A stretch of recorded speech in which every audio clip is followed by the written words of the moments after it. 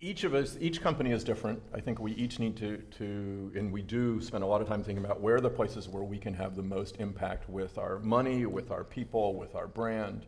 One of the things that we've been doing collaboratively is working, as I made the point that it's not just about our footprint and the energy that we use, it's really, in the end we have to decarbonize the grid if we're going to deal with climate change. And that means we need utilities and other companies that use energy to change what they're doing. And so we've been working collaboratively with now, I don't know, it must be well over 30 companies and half a dozen NGOs to identify policies that would make it easier for us as big corporate consumers to buy renewable energy in a really meaningful way with real additionality and in a cost-effective way.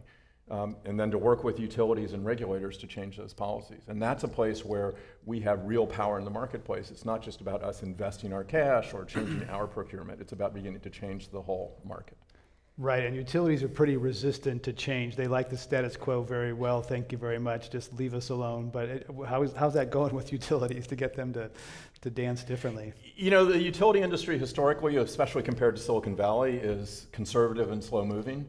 And honestly, I think some of that is appropriate. The lights are on here, and that's a good thing. And they're on partly because utilities don't change everything, every 5 minutes the way Silicon Valley companies sometimes do. Yeah, we don't want you running the grid. Yeah. Okay. But some of them are more progressive and move faster than others. I think that the interesting thing in the last couple of years, as we have banded together as companies and approached utilities as a group, they have responded, and regulators have responded very differently than they did 4 or 5 years ago when I was at Google or in the early days when I was at Facebook.